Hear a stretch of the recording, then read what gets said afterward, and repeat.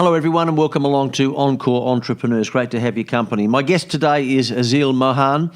Ezhil is the founder of Restoplus, which is a company that was formed in 2016, which provides websites and mobile apps for restaurants and cafes. Now in today's episode, we're going to talk specifically about how the business began, some of those challenges, intellectual property and venture capital and lots more. Ezhil, welcome. Thank you. So the company's been going since 2016. How did it start? It's a funny story. Well, first off, I always wanted to do a business, and I've got a great software co-founder who always, who's also on the same rhythm and the same mindset in doing business and whatnot. So he migrated. Just a quick one. I migrated to Australia 15 years ago as a student. And from where? From India. From India, yep. Yep, from southern part of India, Tamil Nadu. And I came here for my higher studies. I did masters in business administration, accounting in University of South Australia. And after that, I got into work for a number of areas and ended up working in a bank. One of the big four banks. Yeah. I ended up the last role that I had was a relationship manager there. And anyway, so about 6 years or 5 years ago, the good friend of mine who studied with me back in India in my undergrad, so we were talking over the phone. Again, he was in India, I was here, and then we were like, look, why don't we, start a business? And then he said, look, I can migrate over to Australia. And no worries. So it was a casual, fun chat. Maybe I think we had a couple of beers. So that's probably why it all started. And anyway, so he migrated over to Australia, and then we were talking about, what we can do.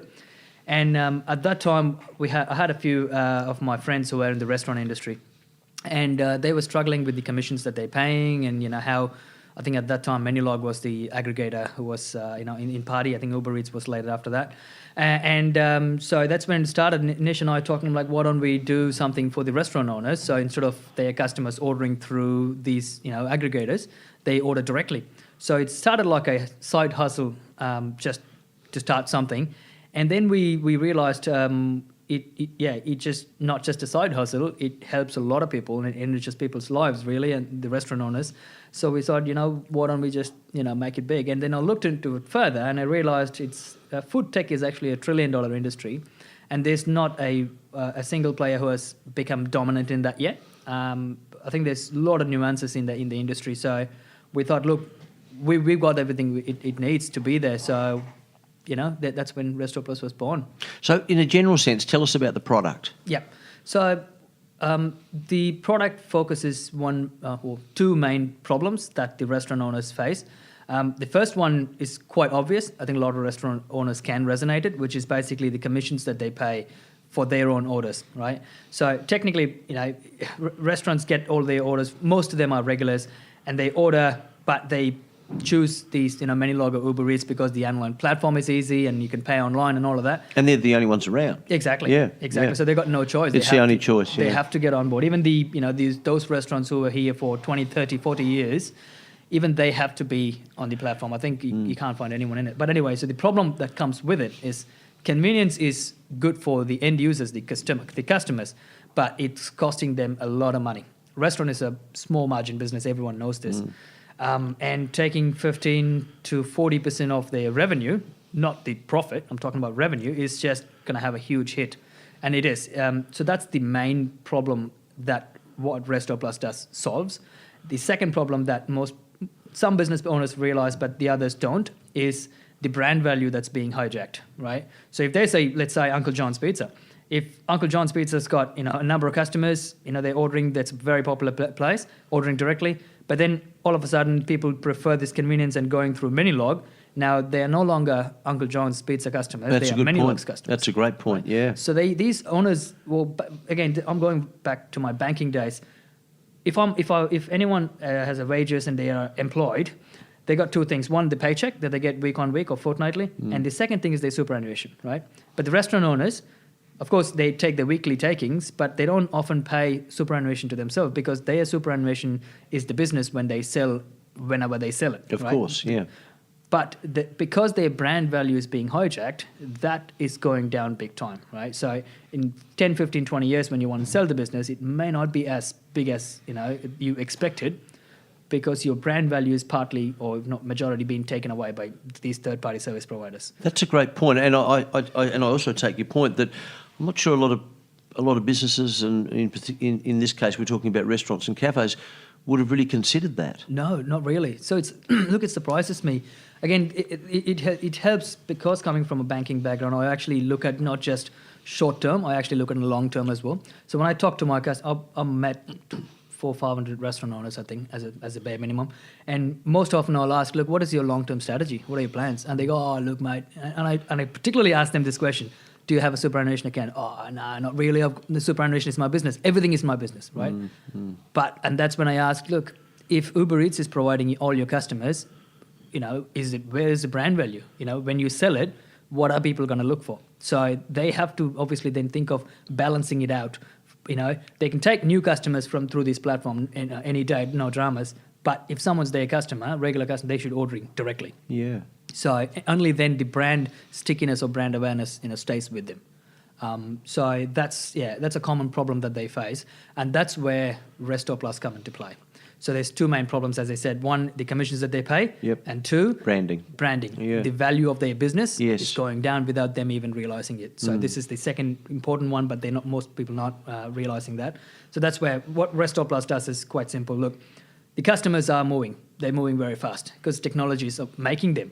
Facebook and social media and all of these things. So they are going to prefer to order online. You can't change that fact. And to make it as easy as possible. Oh, absolutely. Try ordering something or paying something online through the government. It's just ridiculously complicated. I mean, in a way, you feel as though it's going to be a little bit more convenient, but when you do it that way, it is just so complicated and time-consuming and really, really frustrating. It is very frustrating. I couldn't agree with you more. And I think we had the census thing that was done by the government. Yeah.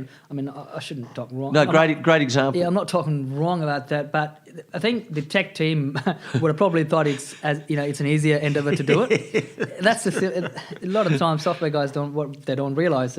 Is that they think things are easy, right? But until you actually put it this way, getting it 90% right is easy, but from the 90 to 100 the next 10%. Is the hardest bit ever. And I think that's where they dropped the ball, and it was quite embarrassing and frustrating. Okay, so we digress just for a second, but for a reason. So tell us about the product specifically. Yep, sure. So what we make is mobile apps for restaurants. All right? So it was a very simple concept. We say, look, we make the app in your business name. We've made a number of 150 plus mobile apps now in Apple and Google. They're all available. The Killer Tomato Pizzeria, Marcelina's, a lot of iconic businesses in South Australia and Adelaide. And we've got businesses all over. And the theory is very simple. Look, your customers should be ordering direct. If they don't want to pick up the phone and speak to you, give them the mobile app. Absolutely. So they could actually sit and browse and place the order. It's logical, yeah. And the message was simple from the restaurant owner to their customers. It's like, hey, look, you want to order online? Here's my app. Do you know what I mean? And yeah, so that's where it all started. And so in a way, it's interesting that we're talking about this now because, I work for La Trattoria, which interestingly is owned by Chris and Andy and Frank, and Chris and Andy's father actually started Marcelina's 50 years ago. Now, Marcelina's now is owned by a different person. But anyway.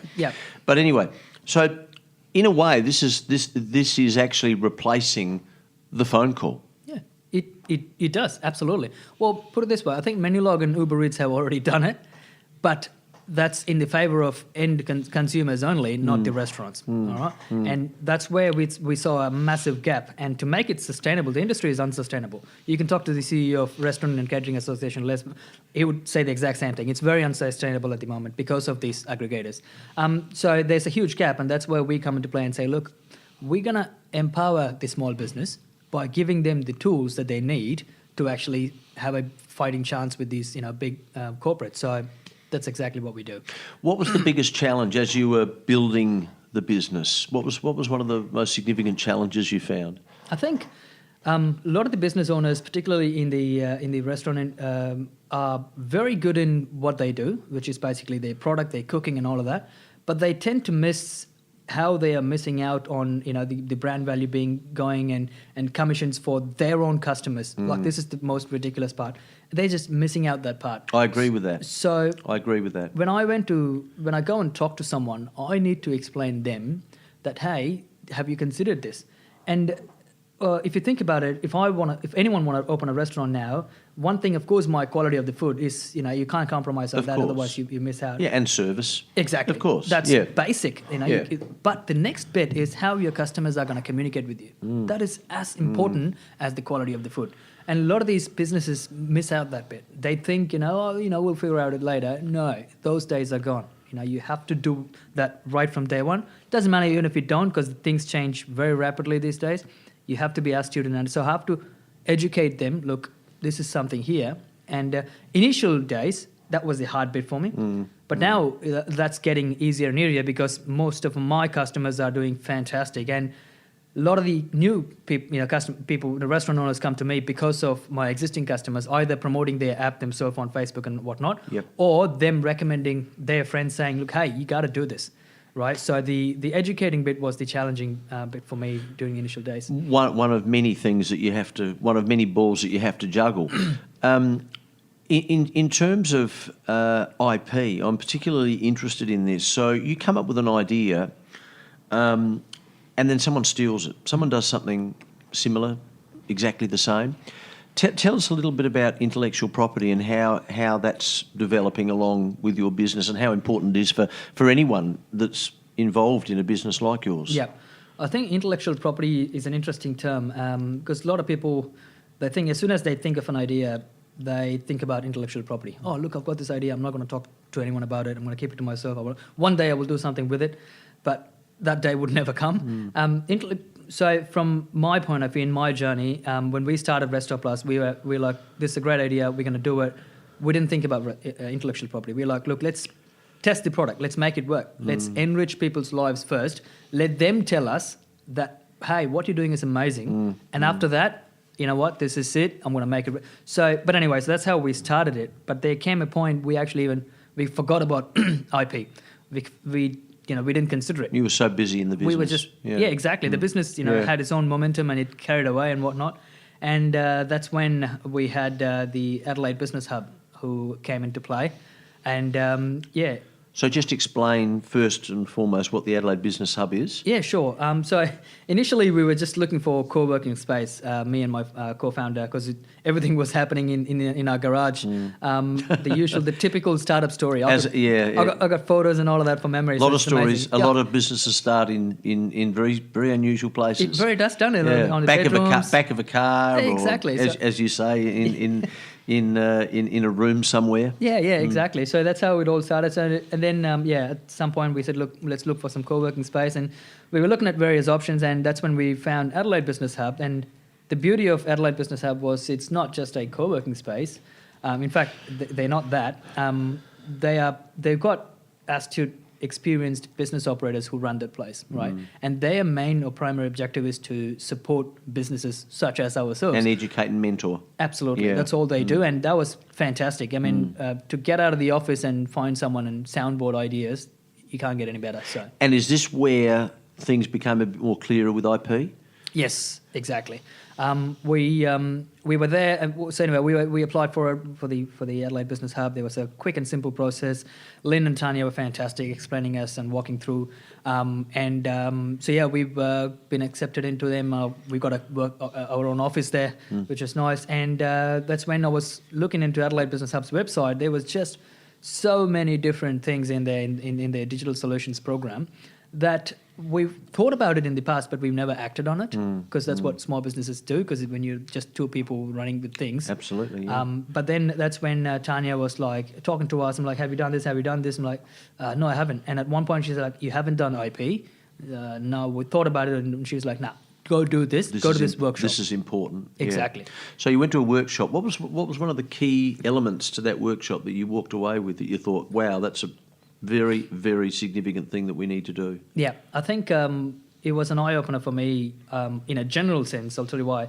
Anything to do with any topic you give to these days, people will Google and say, oh, they'll spend some time on Google. They're like, yeah, I know what it is.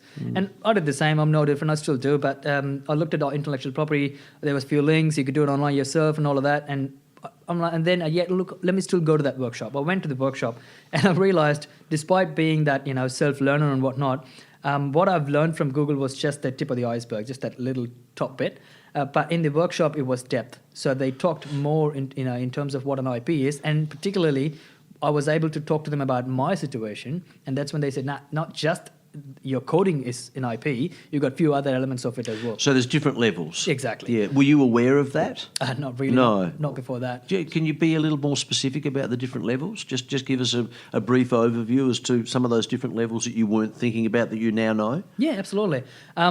Initially, we were talking. How about we just register the trademark? The Restoplus name, which a lot of people would probably default to. Yeah. Exactly. So we thought, that's IP. That's probably the only main thing that I can think of.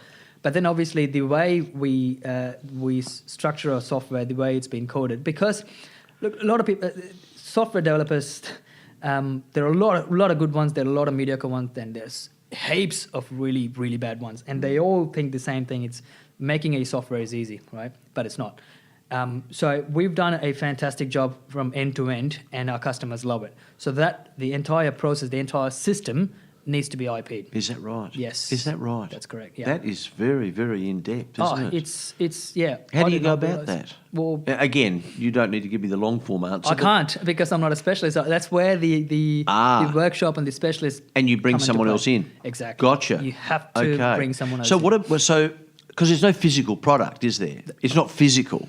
I mean, it's on your phone. That's right. Yeah. So that causes issues as well. I mean, from an IP point of view, that's different again to, someone who has developed a physical product. Yeah, I think it's an interesting one. It's complicated, and that's where you need actually an expert. Yeah, expertise. Because if you're creating a different way of a water bottle, that's just very innovative and whatnot. So that's a physical thing, right? So it's easy from people's point of view to comprehend that you can IP this, but when it comes to software, it's just hard, and you need a specialist to sit with you and go through to say, okay, this is the bit that you're gonna, safeguard it and IP it. So to completely safeguard yourself, and I'm not expecting you to give away confidentiality here, but to completely safeguard yourself costs money. Oh, look, absolutely. And where are those? Where do you spend that money? Where do those costs come from? I mean, are we talking lawyers? Are we talking? How does that work? There's obviously some government fees in registering IPs and whatnot. That's base, but look, there are a few things that you could do yourself online. As I told you before, it's like there's only very high level things that I can think of if I'm doing it all on my own. Yeah. But obviously there's some costs involved in dealing with the IP specialist. You have to pay for the specialist, but it's not huge. Are they ongoing costs? No. It's like so the bulk of them are one-off. Exactly. Yeah. The bulk of them are one-off. Are they? I know these are fundamental questions. Are they yearly costs? Some of them yearly costs. That's 5 yearly costs. Mostly the government thing is IP is. I think it's for 7 years or something. Like when you buy a domain, you pay yearly. Yeah, exactly. Monthly, yearly, whatever it might be. The government registration, like a business name and trading name. So what would your advice be to anyone who's in the business that you're in, software? What would your advice be, in short? In regard to IP, what would your key message be? Engage a specialist. As simple as that. When? At what point in the process? When you've done your MVP and POC, I'll explain that. MVP is minimum viable product. So obviously, a lot of the tech people, when they think of an idea, they think, "Oh, I've got a great idea, I'm going to IP it," but they don't do anything with it. So that's not going anywhere. So unless it's a fantastic idea and eventually you're going to pursue it, that's a different story. So you create the product, a minimum viable product. Don't go to the extent. Sell it to the market, not your friends. Definitely not your friends. Sell it to people who don't know you. They use it and see not just the cost benefit. Look at the actual value of the product. And at that point, your customers will actually tell you, look, hey, what you've done is amazing. That's the point that you go, geez, you know what I've done is amazing, and I'm going to have to safeguard it. And at that point, you engage an IP specialist and say, hey, this is exactly what I do. tell them end to end, not just the top bit, and then they'll be able to figure out to say, okay, these are the bits that are your IP, and this is what you do. That's excellent. That is really good information. For us, though, Mark, one of the other thing was we were talking about software as a service. That's our product, and we were like, "Are you just in Australia?" And like, "No, we've already done in New Zealand," and then that it was back then. And like, "What about America?" And so you have to register these in different areas as well. Great point. Yeah. So it's regional. Oh, Great point. It is. So at the moment you have registered Australia, Yep. New Zealand. Yep. Are they tied together, Australia and New Zealand? No. Australia, New Zealand. Yep. And then once you start to expand, We've done in India. you've done in India? Yes, we have, because that's obviously a massive market. And we're also looking in America. The steps are long. It can take up to 7 or 8 months. Can it really? Yeah, it can. But that's just the process. Yeah. And it's just a standard process. But you got to start somewhere. Yeah, absolutely. But when you've done it and once the initial process is done, I think you can still claim that, I have it. But to actually become 100%, they have to do an extensive search. And yeah. Valuable information. Really good. I want to talk about venture capital in a second. Before I do, I just wanted to ask you briefly about advice that you might give someone, and I know this is slightly off on a tangent, but there's a reason for it. There's a method for my madness. What advice would you give someone who is already in a job? Perhaps they don't like the job. Perhaps they sadly have been made redundant. Yeah. And they'd like to become an entrepreneur. Yep. They'd like to change direction. Yep. What would your advice be? All right. If you don't like doing your job, whatever that you're doing, because it's hard or if it requires hard work, then I would say entrepreneurship isn't for you. But if you don't like it because your passion lies somewhere else, then that's when you actually look at, okay, what else can I do with my time? We all have limited time in this world, so think about that. And there's just so much support available. You're in one of the best countries in the world to access support if you want to be an entrepreneur. You cannot, I couldn't imagine. I mean, coming from, as I told you, coming from, a place like India, it's a great country, no doubt. But in terms of opportunity and the support, Australia is fantastic. So if you don't like your job and if you think, you've got some of the passion that you want to pursue, get out, do it. Make the call. Make the call. Yeah. It's a leap of faith, yes, but take it. It's a big thing, isn't it? Changing one's direction, changing their life. Michael Place is a psychologist, and I asked him, how does one change their life? Well, the first steps are to evaluate what your values are. So the first thing you want to do is figure out what's important to me, what do I care about, what is working in my life, what is not working in my life, and what do I want to change, and really getting clarity on that, and then start doing some research. We're very fortunate to have the internet these days, and you can learn anything that you want to learn on YouTube and Google. And so the first step is to figure out what is it that you want to learn about, and then do the research. Welcome back to Encore Entrepreneurs. My guest is Ezhil Mohan, and Ezhil is the founder of Restoplus. I want to talk about venture capital. So have you gone down that path yet? Is that an area that you're looking at, or are you halfway through? Yep, we have actually. Just earlier this year, we've started thinking about that and applied for one of the great ones, and we were lucky enough to get onto it despite having the COVID situation. Because when we did, anyway, I'll come back to go back to the original when we started. Restoplus was running absolutely fine. We had, we got a lot of number of customers, and they were restaurant owners, and they all love us. They haven't left us, which is amazing. So you're funding yourself. Exactly. I mean, that's how the initial years were all sweat equity. That's basically just my time and my partner's time. That's all it is. We didn't put any dollar value there, but there's a lot of hours gone in there. But then after a certain point, we got a number of customers, and we were just self-funded, cash flow positive, no dramas going well. But at that point, Nish and I, Nish is my co-founder, we were talking, look, what we're doing is really amazing. And it's not just him and I saying, it's our customers saying that to us. There was a client from Sydney rang us and literally out of the blue and said, look, what you're doing is amazing. Just keep doing. Thank you very much. And he hung up. So that was just out of the blue. So I'm like, look, we're doing really nice things. Why don't we just make it big, right? And that's when we're like, but to make it big, you need more money. So there's two ways of doing it. One, increasing our price and spending more on marketing. But then again, you got to find the balance. And the restaurant industry is an industry where you can, just throw money at. So we got to keep the cost low. But the other way is then obviously capital injection. So we personally thought, okay, venture capital is probably a good time for us now. That's when we started, look into it, and we applied for Scalata Ventures. Scalata Ventures is based in Melbourne. It's backed by the chairman of Scalata is Paul Little. Mr. Little, you'd know him from many different phases of his life. Businesses, Yeah, so he's the head of Grand Prix Australia, and he was the ex-managing director for Toll Holdings, and he's got Little Property Holdings. So I think, there's no introduction need for Mr. Little. So him and his team were the backbone of Scalata Ventures when we applied, and they still are. And this was just during the COVID situation. So we applied for it. They looked at what we did so far, what we've done, and they like, yep, no worries, we're happy. Let's move on to the second step, right? Second round of interview. And that's when COVID struck, and there were like 155 companies in the application process.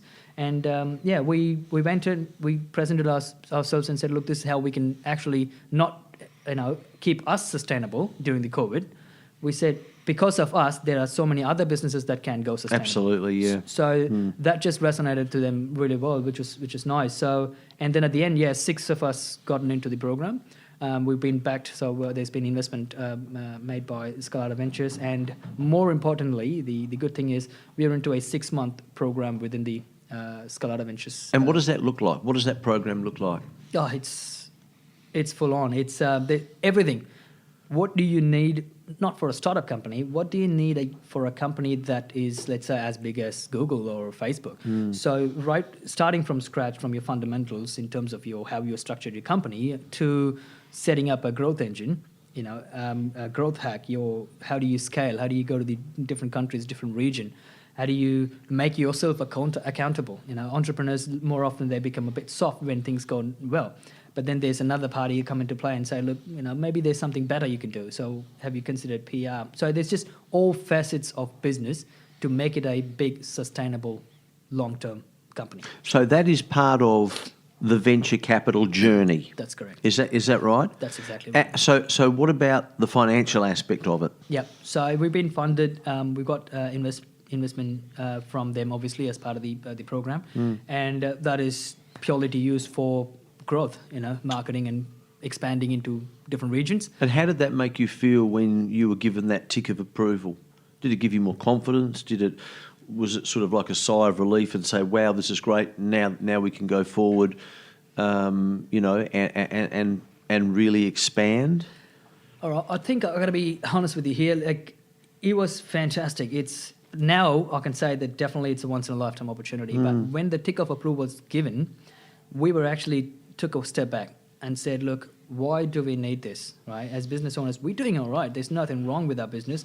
Our customers love it. We are growing. So why do we need this? So we went back and forth type thing. And then we looked at, there's definitely, investments in capital injection is required to make this bigger. Because quite often, small business entrepreneurs will think in a small box. Yep. So, but that point, we realized, okay, now that we got the tick of approval, and then we sat and discussed, okay, we need the injection to make this bigger. But then we also had this program where they actually take you down the entire process. The path, yeah. The path. Yeah, so they don't just plonk some money in front of you and say, there you go, you're on your own. Yeah, no. Because they want you to, they want you to succeed. Exactly. Clearly. And that's what we want too. We didn't want just the money. All right. I think, in fact, if we were given just the money, I don't think we would have. Well, we would have spent wisely. We would have grown definitely, because even without it, we were growing. But we wouldn't be able to grow as strategically without the education. Exactly. Yeah. So it just goes hand in hand. So I think the program is a combination of the 6-month education program plus the money that comes into your. What's the most? This is probably a tricky question for you to just pull one out.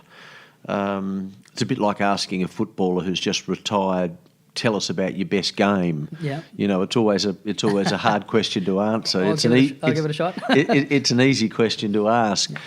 What's one of the most significant things you've learned?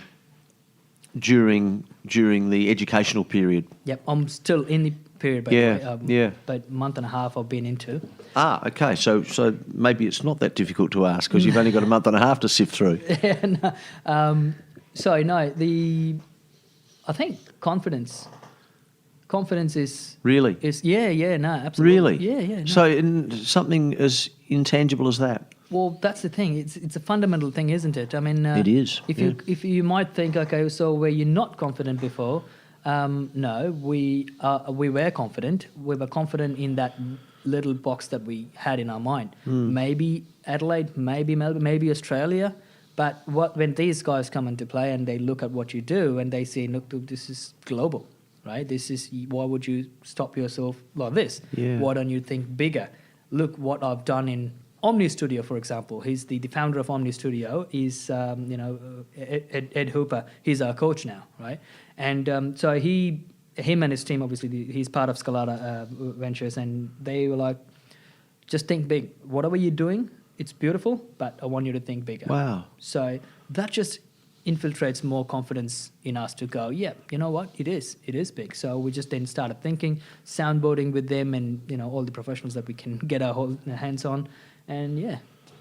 That's interesting. Yeah. Confidence. Wow. Indeed. We heard from Michael Place earlier, who was a psychologist. This is what he had to say about confidence. Self-confidence is really the key ingredient to anyone living a successful life, isn't it? Because ultimately you want to believe in what you're doing and you want to believe in yourself. And having that sense of belief in self just makes things go a lot easier. It's interesting, isn't it? And confidence is just so important to everything we do. You can gain it quickly, but you can lose it quickly as well, can't you? And there's different levels. Yeah, There's absolutely. different levels. So, as I told you before, it's not like we weren't confident. We were confident in what was within our brain. It was within that box, whatever it might be. But then when you go to the programs like this, when they look at the picture, it's a bigger box, it's a bigger everything, and then you know that feel where you go like, oh, can I do that? Or maybe confidence within my zone, but when you actually push out of the zone, and yet if they made you become confident in that bigger zone, I reckon you're going places. Yeah, I could talk about confidence all day. Seriously, No, and you could too. Clearly, I mean, it's the backbone really to achieving in a lot of ways, and I think one of the great things about confidence is that it's sort of, I guess it increases the more you take risk as well. Yeah. I think a lot of people live a safe life because they don't want to, in their view, fail. But in my view, it's not a matter of failing. It's just that result wasn't particularly good, or it wasn't the result that you wanted. And I also think that a lot of people, when they try something, Ezhil, I'd be interested in your views on this. They try something and it doesn't work, and then they stop. Yeah. They stop. What are your thoughts on that? Stopping is essential. But you have to know there has to be a benchmark, and you need to get there before you really quit. Because obviously, when we first started, we went to a number of, I personally went to a number of my clients who are restaurant owners. The first few basically said, "Nah, this isn't going to work. I'm not interested. Sorry, just get out," and all sorts of nonsense that you'd hear from people. But had I stopped there, it's a different scenario. I knew that I have to move to a spot, a benchmark. I should have seen, maybe 50 people. And then what is the reality? So not 5, not 10. You have to push that number as big as you possibly can, but not taking years either. So there may be really a bad idea. We can't just say every idea will work. But you need to put in that effort to actually have a sustainable number. And if you can't come up with that your own, talk to someone who is smart enough to actually tell you, okay, this is what you're doing. You need to do this. And even after that, if you don't get traction, perhaps you can tweak it. Yeah. And that's where these guys, that's great advice. Yeah, the Scalata Ventures guys are really good at it because and the beauty about this, because they're not just, they're not like professors and all their life they've just been teaching top thing. They've actually been through this journey themselves. Like for instance, Ed Hooper, who's our coach, he's done his own share of the startup world, and he's actually an investor himself now. He's been through the journey. He's Omni Studio was sold to an ASX listed company and whatnot. So we're getting advice from people who's been through our journey. Absolutely. It's priceless. Oh, It is priceless, isn't Yeah. it? You can't buy that. Exactly. And who can give me the confidence? Because Yeah. when you're a startup entrepreneur and you've seen some success, it's really hard to take advice unless it comes from the right person. Absolutely. And that right person is someone who's done the journey, and you could see that clearly. Yeah. Oh, look, it's just, open your mind, like, this is amazing. So we just take in whatever they throw at us. Ezhil, I've really enjoyed this. This is wonderful. Maybe just as we conclude, what is the next step with your business? What is the next key element or the key step to it? Great. Mark, in my mind, there's two ways of acquiring business, people. And one of them is actually throwing a lot of money in marketing, like lots and lots of money in marketing. So people will know, behind the bus and, everywhere you name it. But that's not my style that's not in my vision anyway. So I want to make the product enrich people's lives so much that they talk about the product, And right now, a lot of my customers are, but it isn't enough. So that's where I'm doing more to make sure people understand that there's this product that can help their lives, like it can enrich them. So my goal from here on is actually to make sure a lot more restaurant owners know that we exist, because a lot of people don't. Awareness. Exactly. Yeah. That's my first thing. And all I want to do is tell them, look, we are here. This is what we do. I'm not here to sell them anything down their throat, but I want to tell them, look, this is there for you. This is an option. Exactly. Yeah. You want to take, because I don't believe in, selling like a, car yard salesman. There are a few that I'm talking about. So they stick things down your throat. Yeah. My idea is not that. I want to educate you. I want to tell you, like, this is the world that we're living in right now, and you need these tools to actually be successful in your business. Yeah, and you use a really key word there, educate. Exactly. Educate and also, enrich people's lives. That's a key element too. If there are restaurateurs, owners listening now, how do they get in contact with you? Well, they could first thing obviously jump into our website, have a quick skim through, but and the website name is restoplus.co. Cool.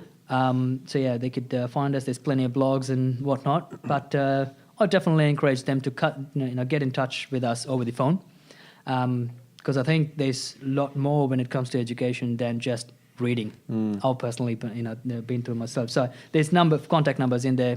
Give us a buzz. We can Ezhil, I have had a ball. I really enjoyed this. Thank you. Really enjoyed this. I love talking to people who are achievers, who are positive, who have a vision, who have a love for helping people. And I think that's another thing, and maybe we can finish on this. It's not about taking. It's about giving. Absolutely. Isn't it? Oh, you're spot You on. agree with that? Oh, I couldn't agree with you more. The more you give, the more you get back. Exactly. I think there's a clear 80-20 rule.